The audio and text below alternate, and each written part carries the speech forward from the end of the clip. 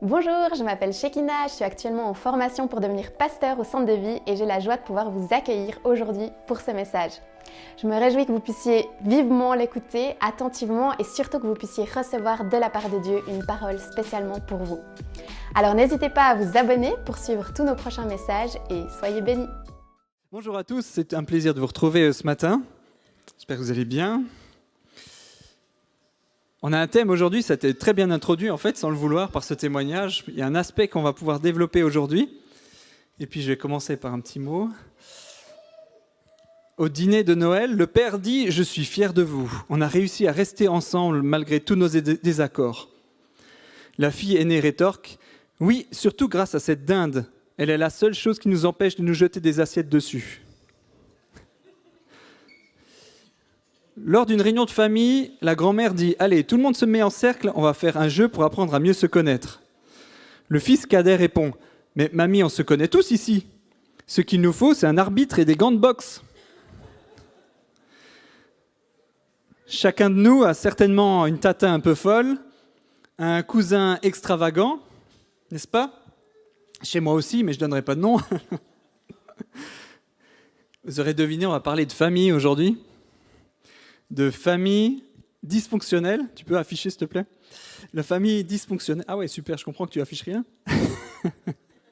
Il faut juste que je remette. Tac. Tac. Voilà, ma belle famille dysfonctionnelle. Ah, il a pu, c'est sympa.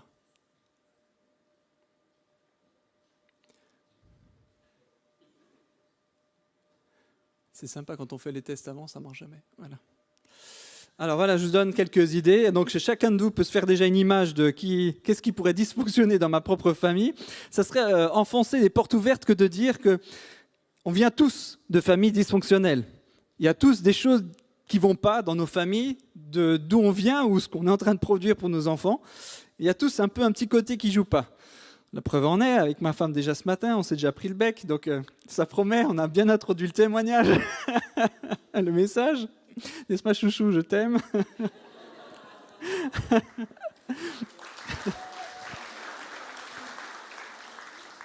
On vient tous d'une famille dysfonctionnelle. Une petite citation sympa. Le bonheur, c'est d'avoir une grande famille soudée, attentionnée et protectrice dans une autre ville. Ah mais c'est tellement drôle, tellement vrai.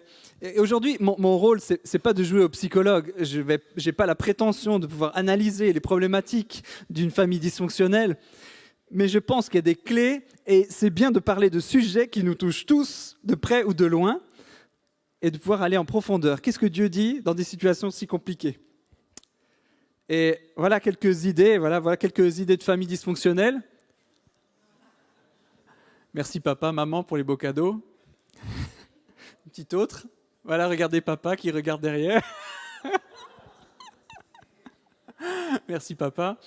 Encore une petite famille dysfonctionnelle. Merci pour les enfants. Ou encore ça, voilà, sympa. On garde les enfants, on va au bar. Ouais, voilà, la famille dysfonctionnelle. Par excellence, merci les Simpsons. Donc voilà, c'était notre ami George Burns, un grand acteur, qui a bien compris l'essentiel.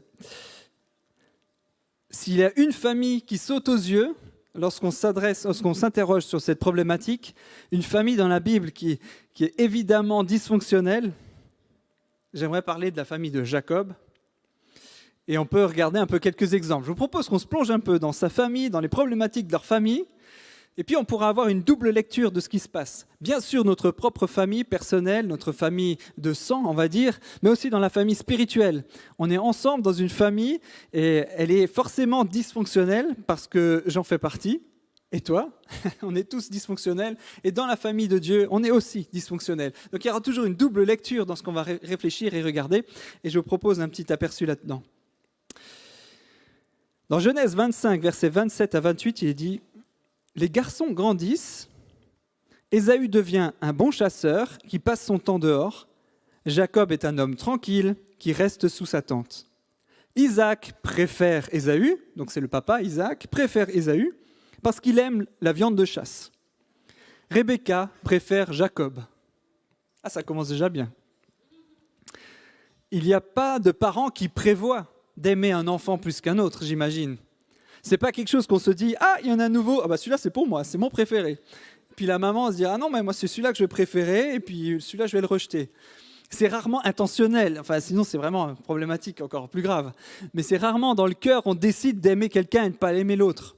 Mais dans les faits, dans la pratique, dans le quotidien, il peut arriver qu'il y ait un enfant difficile qui nous a emmené plein de galères, qui grandit, et puis on en a marre, et puis il nous casse les pieds, ou il a un caractère fort, et puis on commence à en avoir marre, et il peut y avoir du favoritisme qui naît. Ça évoque des choses ? Ouais, non ? Oui. Dans les grandes fratries, il peut y avoir des petits préférés, des gens qu'on aime bien plus qu'un autre. On a l'impression d'être moins aimé que son frère ou que sa sœur. Les aînés, vous êtes là ? Ouais. Il en est quoi dans votre famille ? Est-ce que vous entretenez vraiment, intentionnellement, ou sans faire exprès, cette idée de préférer quelqu'un ou d'avoir des petits préférés ? Et dans la famille de Dieu, c'est pas ça aussi ? Vous avez vos petits préférés, vos petits clubs avec qui vous aimez être, puis les autres, non, on les rejette un peu. Isaac préférait Ésaü parce qu'il lui ressemblait plus. Rebecca préférait Jacob parce qu'il lui ressemblait. Donc ils ont clairement manifesté du favoritisme. Et ils n'ont pas su bâtir un climat favorable. Ils n'ont pas su mettre en place un environnement favorable pour éduquer correctement leurs enfants. Ça a provoqué un climat horrible de concurrence, de favoritisme, de haine. Et il y a beaucoup de la suite de l'histoire qui arrive à la suite de cette complication d'avoir favorisé un plutôt que l'autre. Le favoritisme dans la famille, c'est une bombe à retardement. C'est quelque chose auquel on doit faire attention. Dans nos propres familles, dans notre propre héritage. Le favoritisme crée des problèmes, c'est une bombe à retardement. Évitons-le. Évitons-le. Ah oui, c'était le repas chasse. Ouais. Parce que papa aimait bien la chasse, parce qu'il aimait bien les bons repas, alors c'était son petit-fils préféré. Et puis parce que maman, il y avait toujours le petit garçon qui était toujours avec, on le préférait. Deuxième chose qui a été problématique dans la famille, regardons un peu plus loin, ou plutôt un peu plus tôt, Isaac s'installe à Guérar. Les gens de l'endroit l'interrogent sur sa femme. Il répond « c'est ma sœur ». Il n'ose pas dire que Rebecca est sa femme. Il a peur que les gens le fassent mourir à cause d'elle. En effet, Rebecca est très belle. Isaac est là depuis longtemps. Un jour, Abimélec, roi des Philistins, regarde par la fenêtre et il voit Isaac en train d'embrasser sa femme Rebecca. Bravo, bravo le mensonge. Vous imaginez le climat ? On parle de secret de famille là, c'est pendant longtemps, c'est pas juste un épisode, il l'a juste caché. Il est dit quand même là-dedans, Isaac est là depuis longtemps. Un jour, Abimélec se rend compte. Vous imaginez le climat de la famille ? Les deux garçons qui sont là avec maman et papa, et ils ne peuvent pas être ensemble, vus ensemble, parce qu'on veut pas il a peur que sa femme soit prise pour femme parce qu'elle est très belle, enfin qu'il soit surtout mise en danger parce qu'elle est belle. Vous imaginez le climat, la pression qu'il peut y avoir dans la famille ? Les deux enfants qui vont à l'école et on leur dit, surtout, tu dis pas que papa est avec maman, hein, c'est sa sœur. Vous imaginez l'ambiance, comment ça forge le caractère, les pensées des deux garçons, de grandir dans un climat où le mensonge est là au centre, où tout est bâti autour d'une fausseté. Personne ne peut en parler. Des secrets de famille, ça vous dit quelque chose ? Des choses que personne ne dit ? On sait mais on ne dit rien ? On ment aux autres ? Longtemps après, le mensonge est dévoilé. Des secrets de famille qui sont gardés pour préserver l'image de la famille. On veut que tout soit beau en apparence, mais on cache la vérité qui est derrière. Des fourberies dans la famille, il y en a beaucoup. Jacob a trompé son frère et son père. Isaac a menti. Laban a trompé Jacob et inversement. Ouais, c'est la famille des fourbes. Hein ? Nombre d'enfants qui doivent garder des secrets de famille, qui doivent garder le mensonge. Certains mariages sont dans un échec complet Mais à l'église, les enfants ne peuvent rien dire, les parents font semblant. Ça évoque des choses? Je vois pas tout bien là. J'entends des choses en discussion avec des personnes et je rends compte à quel point leur situation est compliquée, terrible à la maison. Et puis on voit rien parce qu'on fait semblant que tout va bien, on montre que des sourires, on fait semblant que tout va bien. Le mensonge peut être tellement profond et tellement triste au final, parce qu'il est bâti sur de la peur, sur de la crainte du regard des autres, la crainte de qu'est-ce qu'ils vont penser, ou le risque que si tout pète. Mes amis, c'est l'heure de sortir de certaines situations de mensonge, c'est l'heure de sortir de ce qui peut peser si longtemps. Éphésiens 4 dit « Renoncez au mensonge ». Renoncez au mensonge, c'est un choix. Toute forme d'hypocrisie, toute forme de mensonge. Il faut oser dire les choses. Ma mère est dépressive, mon père est alcoolique, j'en sais rien, des choses difficiles. Mon couple passe par un moment difficile. Je suis malade, je ne sais pas, oser dire les choses, oser sortir la vérité et ne pas cacher des secrets de famille qui sont si compliqués. Le mensonge est un vernis au-dessus de la moisissure et ça empêche de traiter. Je ne voulais pas que ça décape à ce point, mais ça nous fait quand même des échos dans nos vies personnelles, dans nos familles dysfonctionnelles. De temps en temps, c'est un point, de temps en temps, c'est un autre. Mais voilà, l'idée, c'est de se voir peut-être à travers un miroir, parce que ce qui est beau, c'est que l'image de ce qu'ils vivent, de ce qu'ils ont traversé, de ce que Jacob a traversé, on va pouvoir voir où ça a mené. Un troisième point, le manque de communication. Regardez ça. Rebecca dit à Jacob, son fils, « J'ai entendu ton père dire à Ésaü. » En fait, il s'est passé une manigance. Le papa a décidé de bénir son fils aîné Ésaü, alors que Dieu avait déjà dit que ce serait le cadet qui serait béni. Mais le papa a décidé de le faire tout seul. Il n'en parle pas à sa femme, il n'en parle pas à son autre fils. Il décide dans son coin d'aller bénir son fils aîné. Et il n'en parle rien, il ne dit rien. Mais Rebecca, la femme, a entendu ce qui s'est passé. Déjà, il faut se remettre dans le contexte. Vous imaginez les manigances qu'il peut y avoir lorsqu'il y a quelque chose qui se naît comme ça, qui se trame en secret sans que les autres soient au courant. Ce que ça peut créer, ce que ça peut susciter. Lorsqu'on peut discuter, favoriser, créer des petits climats comme ça. Lorsqu'on ne communique pas, on ne se met pas d'accord pour faire les choses. Quand Héloïse se fâche, ça arrive même au meilleur. Hein. Je dois veiller à mieux me mettre au diapason avec elle, parce que c'est souvent là que ça pète. Lorsqu'on n'est pas d'accord, lorsqu'on n'a pas mis ensemble notre voix pour agir, pour dire, pour être reconnu. Le manque de communication, le manque d'unité, le manque de fait de respecter la parole de l'autre aussi, c'est tellement important. Lorsque ça manque, ça nous détruit. C'est important de savoir régler les problèmes. Dans cette famille dysfonctionnelle, ça n'emmenait que des problèmes. Vous imaginez le drame que ça a pu provoquer, la trahison, le sentiment d'être trahi, tant pour les deux, la femme et le fils, que pour le père, au final, de se rendre compte qu'il va se faire complètement rouler dans la farine par sa femme et pour son autre fils. C'est un truc complètement fou. Mais juste aussi parce qu'ils n'ont pas été capables de communiquer, de se mettre d'accord, de dire, écoute, voilà, j'aimerais bien bénir mon fils. Est-ce que tu es avec moi? On va faire ça comme ça. Se mettre d'accord, fonctionner ensemble. Quatrième chose qu'on peut voir dans leur belle famille dysfonctionnelle, regardez ce qu'elle dit. « Maintenant, mon fils, écoute-moi et fais ce que je te commande. » Voilà maman Rebecca. Et la suite, c'est une série d'ordres. Tu vas faire ça, tu vas aller chasser, tu vas ramener, je vais te faire le plat, tu vas aller avec ça, si jamais il se passe ça, tu vas mettre des habits et tac, tac, tac, tac, tac. Oublions pas, les amis, c'est pas bébé Jacob qui est là. Jacob a 40 ans. 40 ans. Jacob n'est pas tout jeune là-dedans. Mais maman est au pilotage et contrôle toutes choses.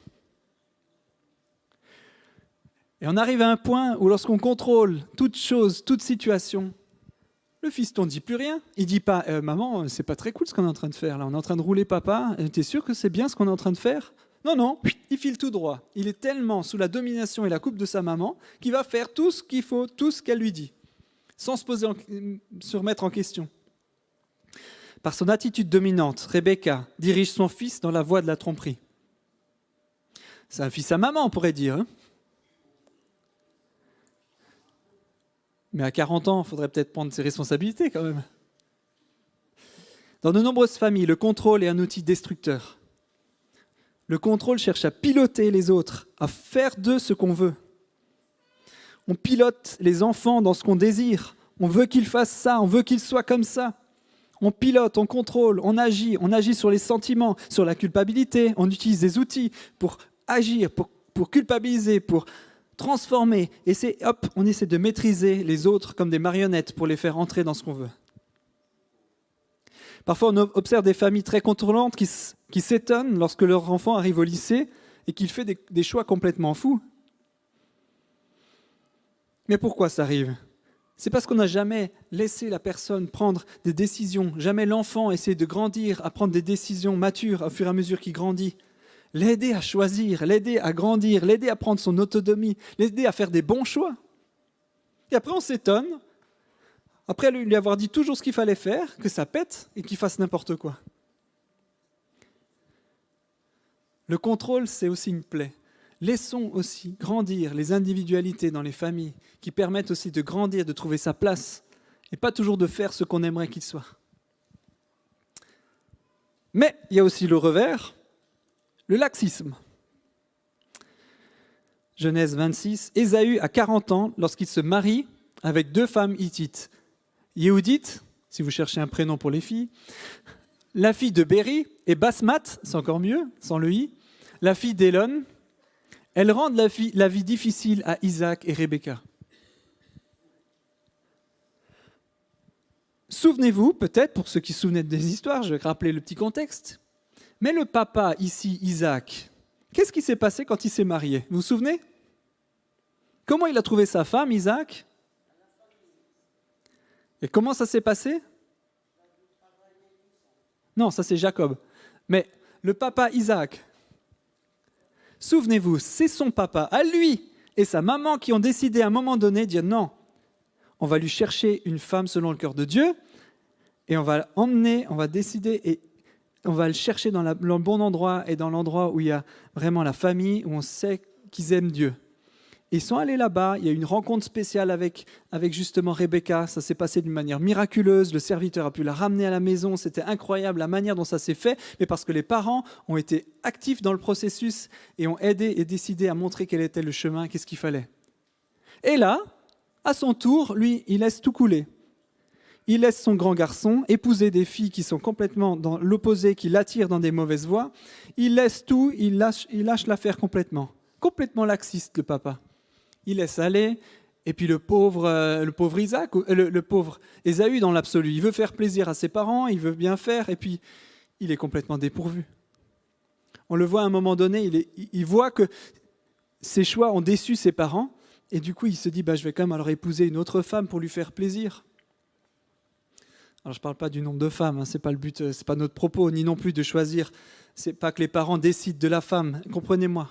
L'idée, c'est plutôt de dire que le laxisme du papa, au lieu de prendre ses responsabilités, de dire « je veux quelque chose de bien pour mon enfant, je veux être actif, je veux faire ce qu'il faut pour y arriver, je veux m'impliquer pour que ça marche », il a laissé couler et ils ont eu des conséquences terribles dans les relations.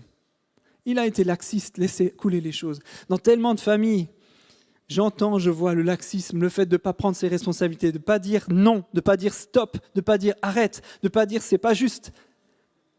En fait, ce n'est pas aimer. Parce qu'au final, la réalité, c'est que Ésaü va décevoir ses parents. Et l'amour va être déçu.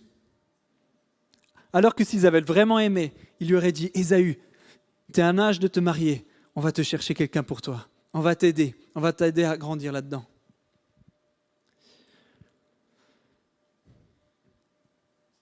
Et Ésaü, c'est un spécialiste pour laisser pourrir les choses. Et ça va lui jouer des tours.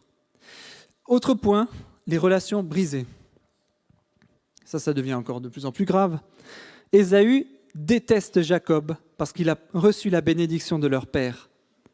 Et Ésaü se dit, mon père va bientôt mourir, alors je vais tuer mon frère Jacob. Waouh, là c'est violent, là on est du gros niveau. J'espère que vous n'avez pas cette réalité-là dans vos vies personnelles. quelqu'un allait tuer, une violence tellement forte envers son frère et sa sœur qu'on aimerait le tuer par la jalousie, par la haine, par la colère. Mais je me demande au final, est-ce qu'il y a des personnes dans ta famille avec qui tu ne parles plus ? Ça t'arrive d'avoir coupé les ponts ? Et qu'il y a des pans de la famille qui sont inaccessibles ? Moi, j'en ai dans ma famille. C'est pas moi directement, mais c'est par mon héritage. Il y a des personnes avec qui les ponts étaient coupés. Plus de contact, malgré les efforts et tout. Mais c'est d'une tragédie. C'est tellement triste. Des bouts de famille par des choses, des éléments, de la colère, de la jalousie, que sais-je, et hop, les relations sont brisées.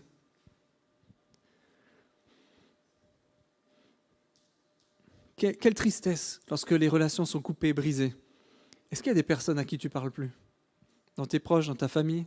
Est-ce qu'il y a des personnes à qui tu ne parles plus dans l'église parce que tu es fâché, vexé ou parce qu'on t'a blessé ? Et le pire dans tout ça, c'est que c'est une maladie qui se transmet. Les familles dysfonctionnelles se transmettent. Regardez ça. Si on ne traite pas les dysfonctionnements, on va les transmettre à nos enfants. Le favoritisme d'Isaac a été transmis à Jacob. Eh oh, souvenez-vous, qui est le fils préféré de Jacob ? Ça vous rappelle quelque chose, une grande tunique avec plein de couleurs ? Joseph. Incroyable ! Il en a souffert du favoritisme, et qu'est-ce qu'il fait ? La même chose avec son propre fils. T'as du mal à suivre ? Je vais bouger un peu plus vite encore. La même chose se produit. Il a souffert de favoritisme et il a reproduit la même chose avec son garçon. Joseph. Incroyable comme cette maladie se transmet. Mais ça continue. À propos du mensonge, c'est quand même incroyable que la même histoire se produit pour le papa comme pour le fils.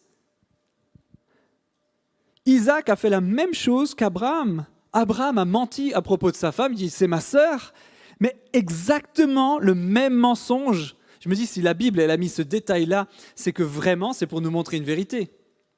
Le même détail, dans la même région, le fils fait la même bêtise, le même mensonge. C'est quand même fou. Cette hérédité du dysfonctionnement, est-ce que ça vous arrive dans votre propre famille de voir des choses qui se répètent ? Des choses où vous dites « ah non, ça ne se passera pas dans ma famille, ça ne se passera pas chez moi ». Et vous répétez les erreurs de vos pères et de vos mères. C'est une malédiction qui se prolonge, c'est quelque chose qui se transmet. C'est un cercle vicieux. Et les fils, d'ailleurs, d'Isaac, vont mentir à propos de la pseudomort de Joseph. Donc, ça se prolonge de génération en génération. Sur 3 générations, le mensonge est une plaie qui a pourri cette famille. Et voilà, on arrive à un point. On retrouve notre Jacob, 14 ans plus tard de travail et quelques années en plus. On le retrouve chez son oncle Laban, une autre famille dysfonctionnelle, où il y a de l'abus, où il y a de la maltraitance, où il y a des situations horribles, où son père il échange les 2 filles lors du jour du mariage. Enfin bref, Dieu continue d'être présent malgré tout. La grâce et la faveur, c'est que Dieu est quand même là dans toutes les situations dysfonctionnelles qu'on peut avoir ou qu'on peut vivre. Et Dieu continue de bénir Jacob. Le fourbe, l'usurpateur. Il y a une étude intéressante de l'université de Brown qui dit ça. Beaucoup de personnes espèrent que lorsqu'ils quittent la maison, ils laissent leurs problèmes familiaux et d'enfance derrière eux. Mais nombreux trouvent qu'ils continuent de vivre des problèmes et des sentiments similaires, ainsi que des schémas relationnels inchangés, longtemps après avoir quitté leur environnement familial. Ça semble évident, mais ils ont quand même fait une étude là-dessus. On prolonge, on reprend, on reproduit, on refait les mêmes choses, même si c'était dysfonctionnel, identifié dysfonctionnel, on est piégé dans ces situations-là. Et là, on retrouve notre Jacob dans cette situation-là, des années plus tard. Et voilà ce qu'il est dit. Il apprend que les fils de Laban, donc son oncle, on ne va pas faire ça maintenant, on n'a pas le temps. Il apprend que les fils de Laban lui disent « Jacob a pris ce qui était à notre père, et c'est avec ça qu'il est devenu riche. il observe le visage de son oncle Laban et il voit qu'il agit plus comme avant.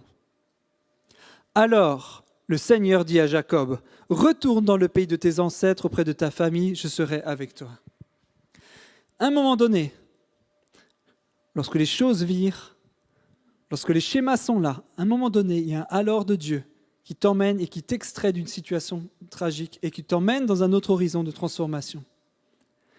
Et il va avoir un dialogue tellement fort où Jacob va donner des vérités importantes.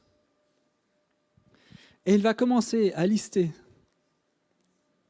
Et il va commencer à dire, le Dieu de mon père était avec moi.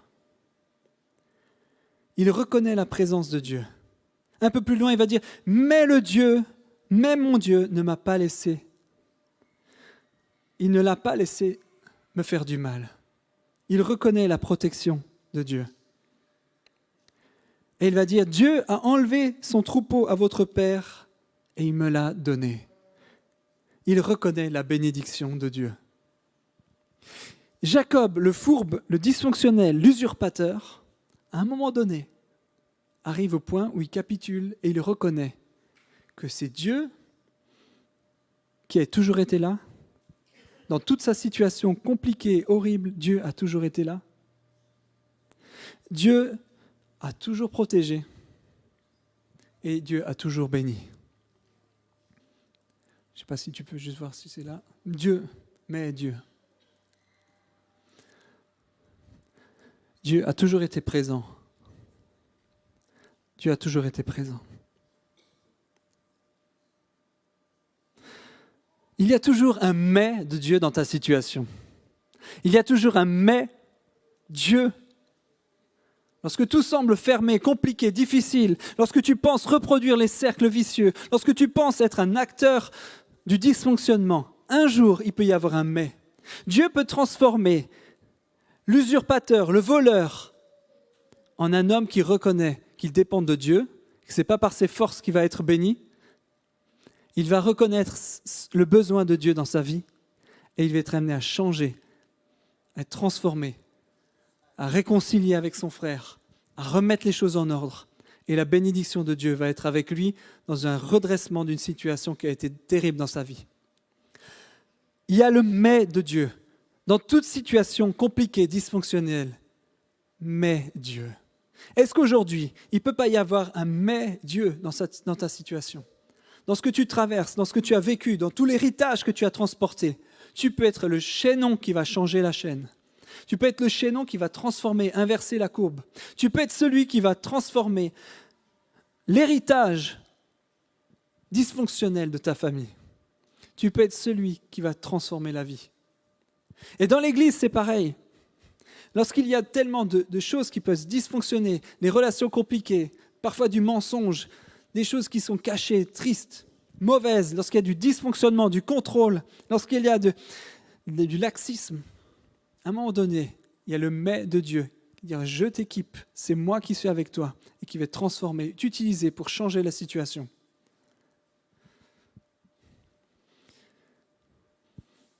De par sa famille dysfonctionnelle, Jacob était tordu. Il cherchait à toute occasion une opportunité pour accroître ses possessions. C'est un comploteur, un maniganceur. Il ne lui fallait pas longtemps pour trouver une faille dans toutes les situations. Il n'hésitait pas à mentir pour obtenir ce qu'il voulait. Mais Dieu. Il y a eu une conversion radicale. Jacob est devenu Israël. Jacob se prosterne devant son frère Ésaü qui va lui pardonner. De Jacob le trompeur, on retrouve Israël qui veut dire le prince de Dieu. La transformation est tellement puissante. De celui qui était tordu, Dieu en fait un prince de Dieu. Dieu peut changer la situation dysfonctionnelle dans laquelle tu as grandi ou dans celle que tu es en train peut-être de créer dans ta propre famille. Dieu est capable de changer, de te transformer pour devenir un prince, une princesse de Dieu qui agit, qui reconnaît la présence de Dieu et changer les choses.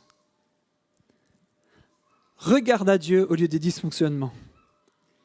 Reconnaissons que Dieu n'est pas impressionné par nos erreurs, par nos manquements, par nos héritages. On est tous malades, endommagés, déséquilibrés, volés. Mais Dieu est présent. Mais Dieu transforme. Mais Dieu bénit. Est-ce qu'il n'y a pas le Seigneur qui peut changer ta situation? Est-ce que notre Dieu est trop faible? Il a pu le faire dans une famille extrêmement dysfonctionnelle, avec tellement de choses qui ont été mauvaises. Il a inversé les choses pour transformer Jacob, l'usurpateur, le voleur, le tordu, pour en faire un prince. Il veut faire quelque chose de toi et de moi, la même chose. Nous transformer, pour transformer les dysfonctionnements, les corriger, les rectifier tout ce qui est tordu dans nos cœurs, dans nos vies, pour nous amener à vivre des relations belles dans une famille qui se pardonne, qui s'aime, qui se fait confiance, qui vit dans la faveur les uns pour les autres. Le Seigneur désire cela pour nous, pour ta vie, pour nos vies, pour notre Église. Des relations restaurées, un cœur transformé, que ce qui est tordu soit ôté. Et parfois, on a besoin de vivre des transformations puissantes. Et aujourd'hui, ça peut être pour toi un moment clé, un mais de Dieu. Un avant et un après. Un changement entre avant et maintenant, où tu peux faire la différence dans ta famille, tu peux faire la différence dans l'Église, tu peux inverser les choses dans tes relations, dans tes groupes, parce que Dieu change nos cœurs. Dieu tord les choses les plus tordues de nos vies, et il nous amène à être des restaurateurs, de ceux qui amènent la paix, la bénédiction et la faveur.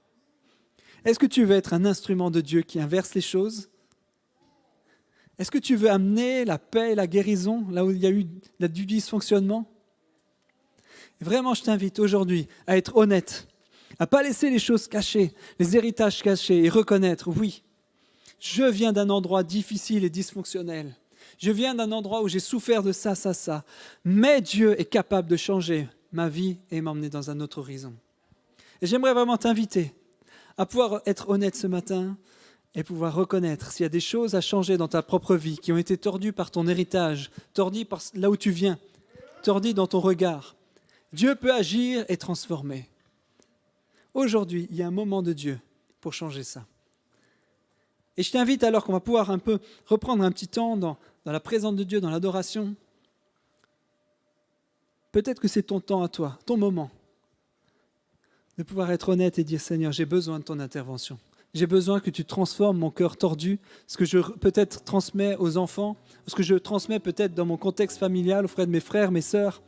Je veux le changer, je veux que ça bouge, je veux que ça change. Je veux de relations transformées. Je veux être un acteur de transformation, de guérison, de pardon.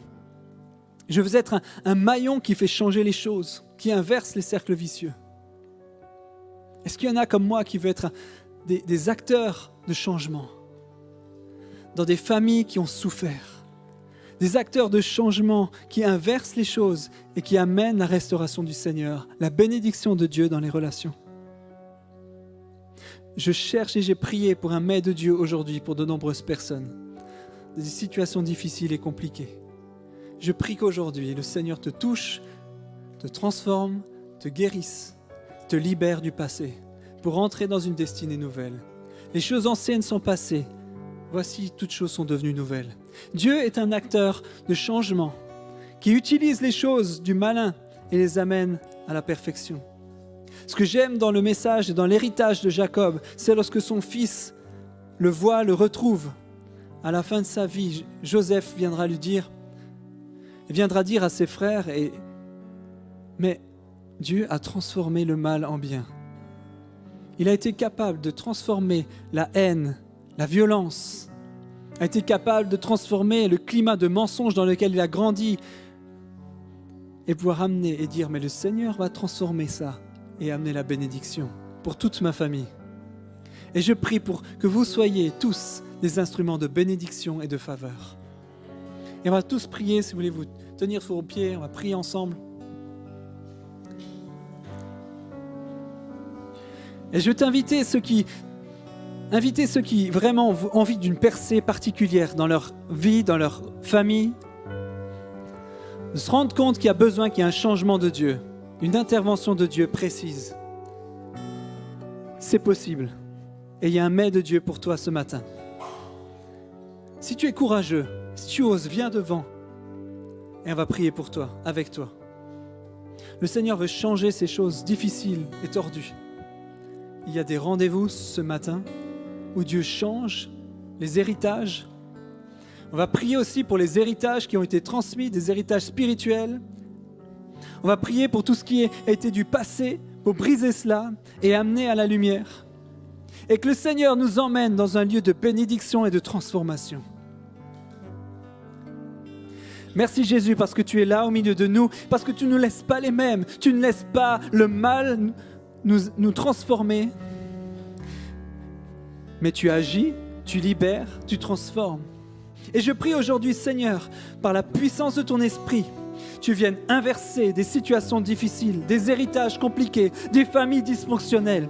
Je prie Seigneur de tout mon cœur que tu inverses ces situations, que tu transformes ce qui est tordu, que tu libères ce qui a été hérité. Tu permettes vraiment une délivrance puissante ce matin. Je prie pour une transformation, je prie pour des délivrances, je prie pour une transformation de bénédiction aujourd'hui. Il n'y a pas d'héritage définitif dans des familles. Ton héritage est en Christ. Ta filiation est en Christ. Et nous brisons toutes les chaînes du malin, tout ce qui a été déposé dans les vies. Je brise les liens générationnels. Je brise les héritages dysfonctionnels au nom de Jésus. Je déclare une pleine liberté pour mes frères, pour mes sœurs. Je brise la puissance des ténèbres qui a cherché à détruire, à casser, à nuire, à tordre. Et je déclare une pleine liberté au nom de Jésus.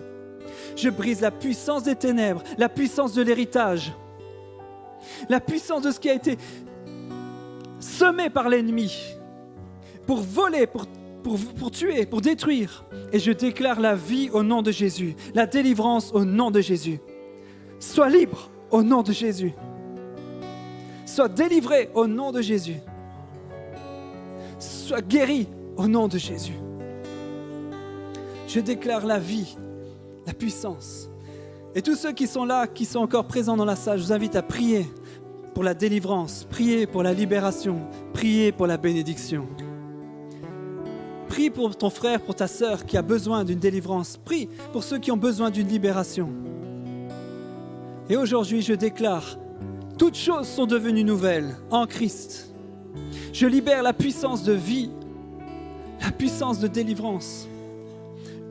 Nous reconnaissons la souffrance, nous la déposons à la croix et nous déclarons la vie de Jésus. Seigneur, manifeste ta faveur. Manifeste ton onction aujourd'hui parmi nous. Que ta grâce coule et que tu libères ce matin. Je prie par ton esprit que tu agisses puissamment et que tu libères puissamment. On va encore prendre un temps, on va prier pour chacun et que la puissance de Dieu se manifeste. Mais vous allez nous entraîner dans un chant où on adore Dieu, on manifeste sa gloire et on va prier pour des délivrances. Soyez bénis.